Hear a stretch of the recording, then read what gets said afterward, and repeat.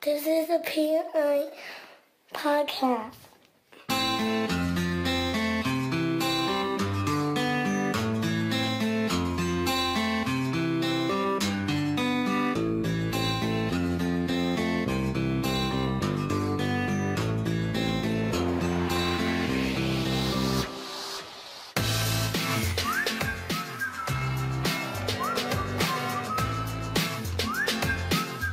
What's going on? This is Andrew with the Private Investigator Advice Podcast. How are you guys and gals doing today? I hope it's good.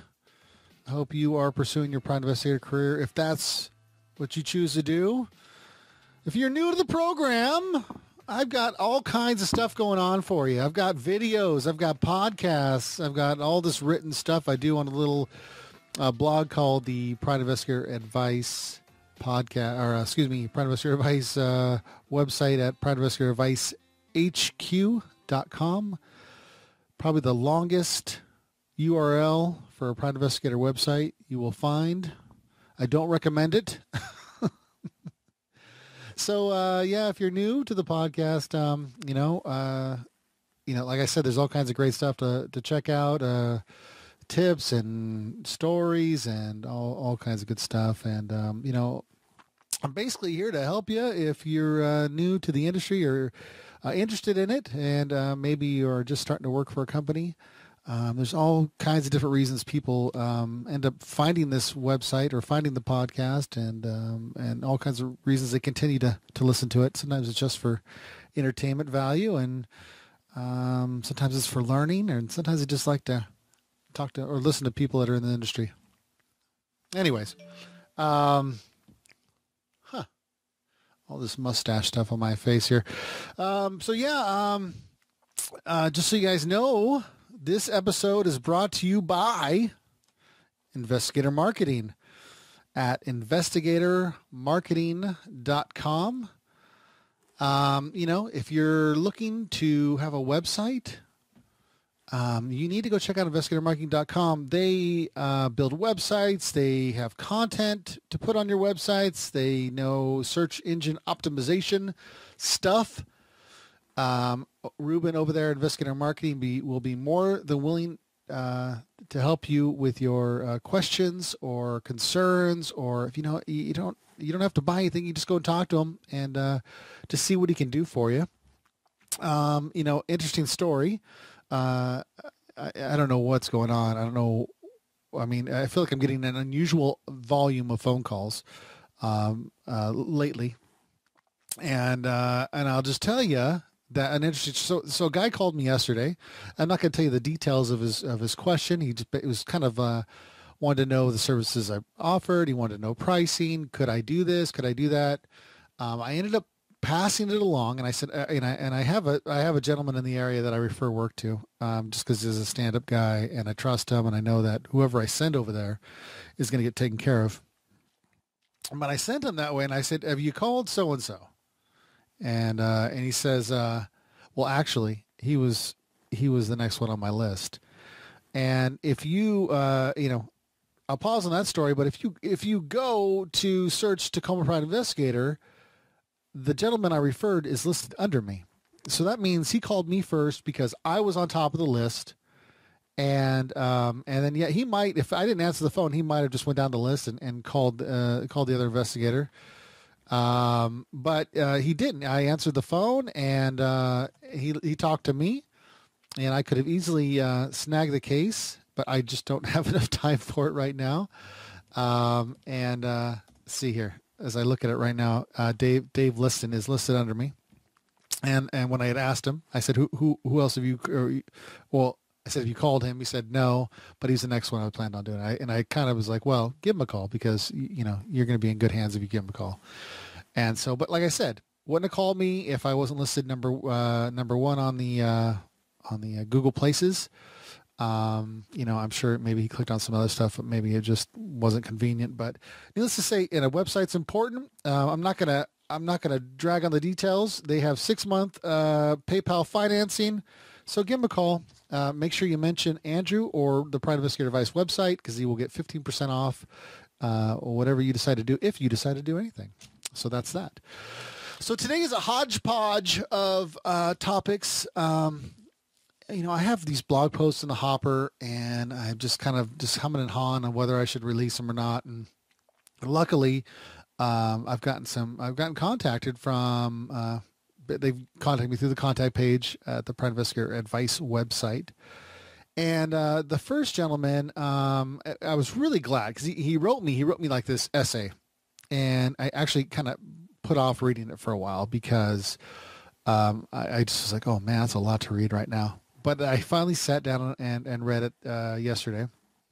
And basically, the gentleman's involved in the insurance industry, and he's had a very long career, and he's moved up the ladder. He started from the bottom, and he's been there for I don't know, I think close to 20 years. So he spent his whole I'm not incredibly certain about this, but I think this has been his major one and only job, like his real career job. He hasn't jumped from job to job or anything like that. And so he's up there now. He's up there in the totem pole with this in the insurance industry, and his kids are moved out, and he's like, okay, well, I want to start kind of pursuing the things that I really am interested in. And way back when, he said when he was in college, he was a private investigator, or he worked for one for a short period of time, and he was kind of doing some research, trying to figure out if that's something that he should seriously think about again. Like, is it worth going back and doing that career that he really enjoyed, and I don't know, I'm sure he found it exciting and all that kind of good stuff. And he wanted to pick my brain. And so when I heard his story, so basically it was, he's been in this industry or the insurance industry for a long time, just the insurance industry, the claims kind of side of it, not the investigative part. And he wanted to be a private investigator, and he just wanted to know if that was going to be even, do you think I could do it? Do you think it's reasonable? So this is how I responded to him. And this isn't uncommon. I mean, we all kind of enter into this industry from different, some people are just out of college. Some people never go to college. Some people, worked in an office at a private investigator, company and decided to get their feet wet and do it. Some people had no experience whatsoever, and just and due to licensing and whatnot, and they're self-taught, or they've done seminars, whatever. Long story short, they go and be private investigators. So we all come from different aspects, and I totally understand that, and I totally respect that. I don't think that any one background is better than the other per se. There are people out there that were self-taught and whatnot, but I do have theories on it, but we'll get into that another day. So anyway, I replied to him and basically said this. I go, sir, I would have to assume that you make a very decent living at this point in your life with your career path and the the title that he had shared with me. I said, well, I've got to assume that you're making a very good living. Now, if you're willing to let that living go, like if you can financially afford to give up a third of your salary off the bat, or excuse me, only have a third of your salary to start with. And you are going to be okay with giving up your weekends, and like the same stuff I talked about in the podcast early on, and like podcasts 1 through 5. If you're okay with that, I'm sure you could do the job. I'm sure you sound like an intelligent man. I'm sure you could do the job, and that would not be my concern. My concern would be, are you willing to start over again? Because just getting into the industry in general, no one's going to pay you a great deal of money with no practical experience, whatsoever. It's just not gonna. I mean, unless you know somebody, you're getting the hookup. It's just not going to happen. I mean, hell, finding a job sometimes is the challenge in its own. So he had also wanted to know whether his, what he does now was going to help him, kind of get a jump start. And it would have helped him a little bit, but I don't think it was going to help him with his salary. I don't think he's going to jump into it making $80K or something like that, it's just maybe 40 grand a year, which I defend as a very livable, standard of living in many parts of the country. You might not have the mansion that you want, but you can make a living, right? But I would have to assume that if he was making $30,000 to $40,000 a year, that he would be giving almost, that he's probably making twice or three times that. And if that was okay with him, then go for it. And so he replied, and he was, he appreciated, the response. It did take me about a week to get back to him. Sadly, I was not happy about that, but it's just something to think about. If you're listening to this now, and I don't know what career you're in, are you prepared for the possible lack of work? And do you have money saved up? I mean, does the career mean so much to you that you're willing to take a pay cut, if necessary? Because I mean, in my experience, unless you're high up at an organization that does investigations, like a nationwide company, you're the VP or you're the director of something, in sales or management. I mean, just in my experience, I'm thinking, maybe you're going to top off at 60 or 70 by working for somebody, unless you own the darn thing. And if you own the darn thing, it's your company, then the sky's the limit. Only you and can hold yourself back. I mean, it's your own business. If you're working for yourself, the sky's the limit. Also, you could also hit rock bottom and not have any work and not have any money. But again, that's another story as well that we've probably beat down quite enough. So something to think about. I'd love to hear your thoughts on that. You can always email me at piadvicehq@gmail.com. Let me know your thoughts. Is that a fear that you have? Because it would be a fear that I have if I didn't kind of jump into it at the point that I did in my life. It was an increase in weight for me when I started. I don't know if I could go from one career to another. Like, I don't know if that I would love it that much. I'd be like, oh, I'll give up $50,000 a year to come to be a PI. I don't know that I could do that. Anyways, so my other hodgepodge of topic is a story that was sent to me, I think it was yesterday or the day before. And it's kind of like, first of all, it kind of proves a lot of things that I say. Or at least my thoughts on things. And he shares a pretty scary story. I'm sure he is freaked out right now. So I'm going to try to do my best to give the story justice. But here, let's go ahead and tell you. So the gentleman is working a surveillance. The setup is not the greatest, and there's one spot available that's relatively close to the claimant's residence.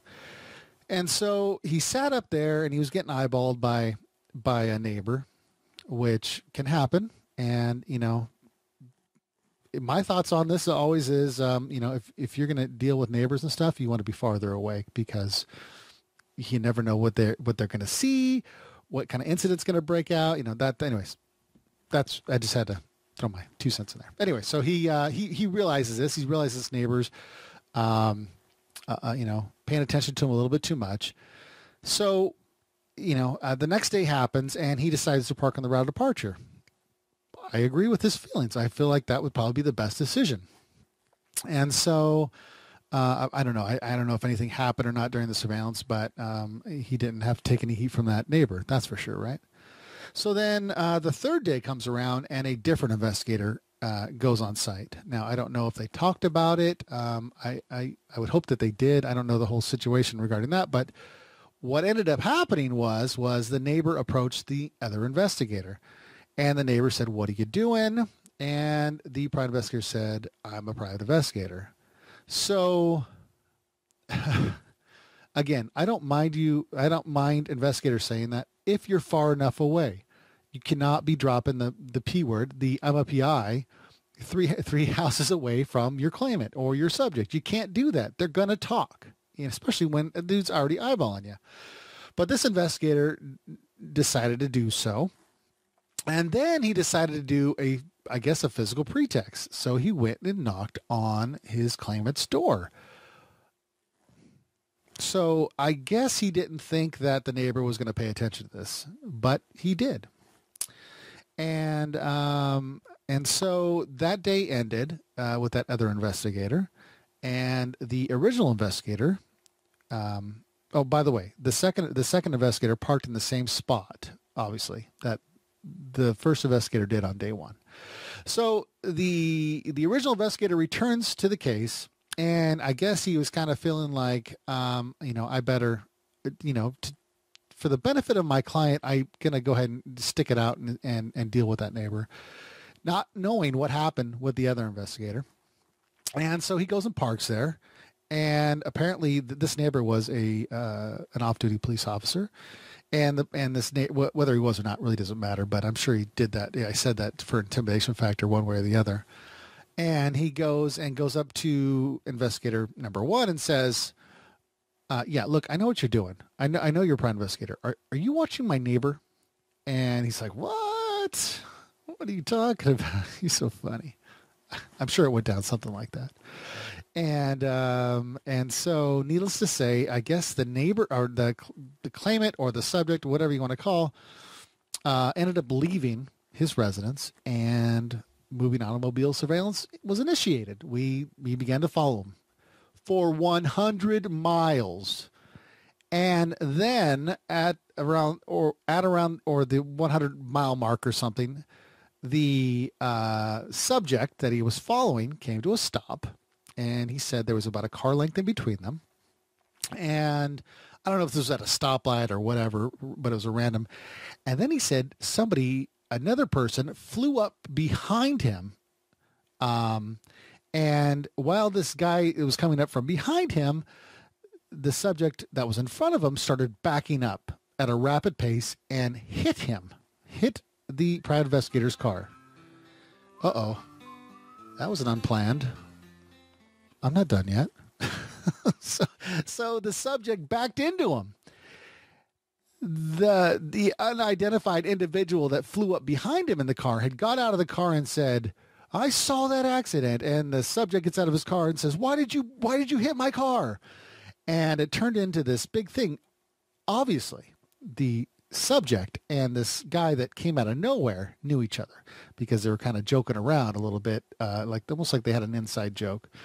At least that's the way he painted the picture for me. And I totally believe that they knew each other. And so I guess something about, I don't know, the guy was kind of like, "Oh, you hit me." And then I guess he said something to the effect of, "You know what, forget about it. We're fine." I don't know whether they were backing out of their original plan to freak this private investigator out or what. But the guy's like, I guess he said, let's see here if I can read this. No, yeah, the private investigator started cussing him out. I guess he's pissed. Like, he'd gotten out of his car. That was a mistake that he admits that he probably should have never have done. And I guess he was screaming at him like, "Screw you, I didn't hit you. Are you crazy?" And the guy's like, "Well, whatever. There's no damage. I'm not, he might have gotten freaked out that the private investigator was so irate, right? That he was so mad that this was unveiling. Private investigator realizes what's happening. And he says, "I'm calling the cops." And then the subject is like, "Oh yeah, well, my back hurts a little bit since you hit my car." And then he says, "Well, why don't you call the EMS while you're at it?" And so this happens. EMS comes out, cops come out, and the guy's fine, right? He created the accident purposely to try to, I'm assuming, to scare this private investigator off. And then I guess they went down to the station after that. And I guess they both gave their stories. The police department never revealed to the subject that he was a private investigator, protected his identity. And anytime the subject kept asking, "Well, why were you following me?" the police apparently told him to shut up and stop asking that. And then as they were leaving, apparently this subject guy, he basically told him, this is, "Yeah, I'll get you. I'll get you." And then he winked at him. And the PI was like, "Did you just, did you see that?" Told the cop, and the cop didn't believe him. But then luckily there was other people in the room going, "Yeah, we saw him do that." So then, I don't know, the guy got slapped with some kind of, I don't know, harassment or something charge. I don't know what they called it here. Oh, menacing, charged with menacing. Yeah. So anyways, let's see if I'm just skimming through the article the email they wrote me. he said basically he thought the guy probably knew he was a PI, but he wasn't going to admit to anything, and that was probably in his best interest. So his moral of the story is be aware of your surroundings. He said if I would have never gone back to that spot, the original spot that wasn't a good spot to begin with, this would have never happened. He also said he should have never gotten out of his car. I'm with him on that. If you stay in your car, in my opinion, in most 99.9% of all cases, you're going to be safer. Obviously, if your car lands in a pond, get out. Okay. But I just say it in general, there's not a lot that something can do. You can always drive away. That's my thing. And of course this rule can't cover every single situation out there, but in general, it will hold true. And what else did he say here? He said that he was very thankful that though he was so pissed and his adrenaline was pumping that this was all happening to him and that he was screaming at the guy. He was so glad that he didn't touch him because that could have come back on him, even though I probably would have touched him. He says, but now he's worried about his family because he knows that the insurance companies are exchange, information because, they took it to that level, and he's worried that this guy's going to have his address now. Listen, legitimate concern. I don't blame him. I think about it all the time. It's one of the reasons why I'm actually more, comfortable working the insurance surveillance rather than dealing with random clients all the time and, them knowing more information about me and whatnot. And, it's scary. It's scary. You're always worried about the retaliation of somebody, really as private investigators, we're really not doing anything wrong. We're just gathering information. Unfortunately, people don't like to be watched. I wouldn't want to be watched, honestly. If someone was following me, I would have some choice words for them, especially if they knew, or if they knew that I knew, I'd be mad. This guy did not know that the subject was aware that he was following him. And, here's what you got to, this is the stuff I talk about. When I talk about not parking with a view, these are the things I'm trying to avoid. These crazy stories this is an example. I have my own crazy stories, but this is an example of the problems that I don't run into because I don't put myself in these positions. And I'm sure he didn't mean to put himself in this position. He would have not knocked on the door. He would have, after talking to a claimant or a neighbor, obvious stuff, right? That other investigator, if he's part of the same company, they need to rethink about having him there because that guy is not thinking with any common sense. So, just a story to think about. You got to be cautious out there. You got to really think out what you plan on doing that day. If you're parked 3 houses away, and you may need to reconsider whether you're going to go do door knocks that day. It's just you got to think about the big picture. Think about if someone was parked in your neighborhood. How would you respond as a neighbor? Would you be watching them, and would you approach them? It's just, you gotta think outside of, sometimes you gotta think further than, I gotta get video. Yes, we gotta get video because that's why we're there, but think long-term on it now. Don't think instant gratification all the time. Sometimes, you're going to be in those situations where you got to take those chances of getting burned because you might never see the activity like this again because they're, doing backflips on a trampoline and they have a back problem or something. So, sometimes you gotta jump in there and take your chances, but, set yourself up for success. I get a lot of comments on videos and not everybody agrees with me. Most people do. But in fact, there was a comment about, somebody had commented on one of my surveillance tips or whatever. And he had said, something to the effect of, depending on the neighborhood, I'll park right in front of the subject's house and get video. But in doing that, obviously, I'm assuming that he's thinking, there's a lot of cars in the area and one other car wouldn't make a difference. I envision like Los Angeles neighborhoods. There's a lot of cars in the neighborhood and, just some neighborhoods are just crammed up and down the street with cars. So one other car, what's another car? Nothing, But in most cases, that's not the case. So, you got to think about it. Anyways, but yeah, that's my story for you. Not my story, this gentleman's story. And I just want to thank you. Let's see, I think his name is Dan. I'm not going to give out a last name because I don't think I have a last name. But Dan, you know what? Thank you for sharing that. That is a good lesson. That kind of crazy crap happens. It doesn't happen all the time, but it happens. And you need to be aware of your surroundings. So again, thank you, Dan. That made for a good story. If it didn't sound legit, I wouldn't have shared it, but it sounded, I can see these things happening. So I'm sorry that happened to you. And again, thank you. Also, this episode is brought to you by Audible.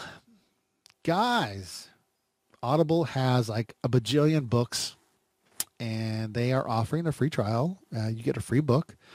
And if you don't like it, you can go ahead and cancel. They don't charge you nothing. You get that month free, I guess. And they've got just so many titles. So, if you ever find yourself in Barnes and Noble and you're thinking about buying a book, think about Audible, because first of all, it's going to be read to you.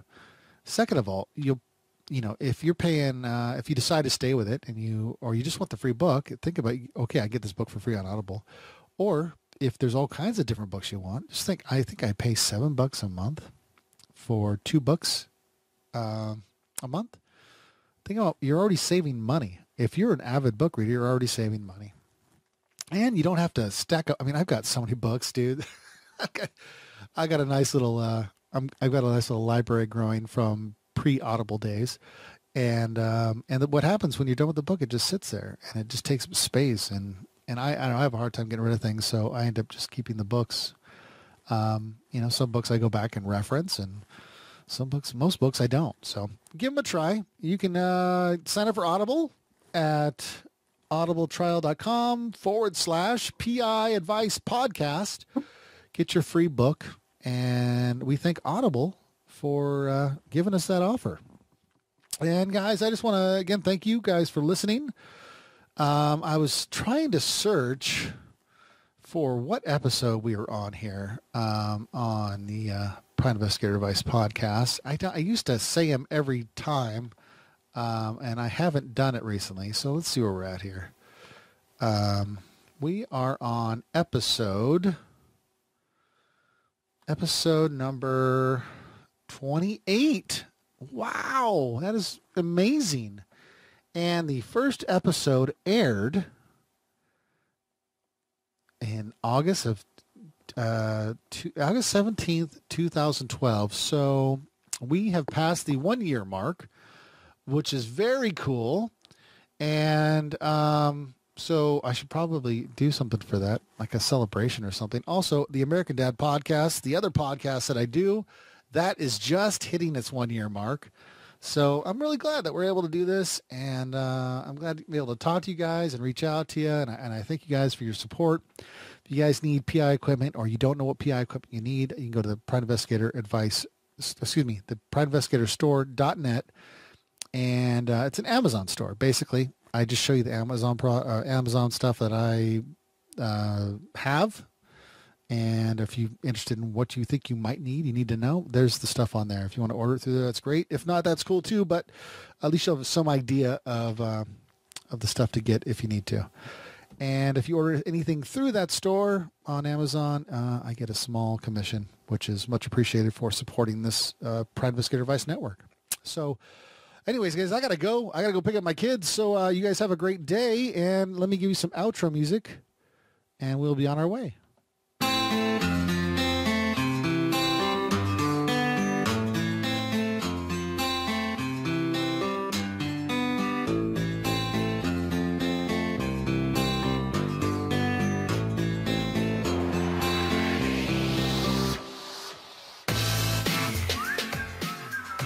This is a PI Advice Podcast. This is a PI Podcast. That's right. This was the Private Investigator Advice Podcast. Thank you guys again for listening. This was episode 28. I'll talk to you guys soon. Bye.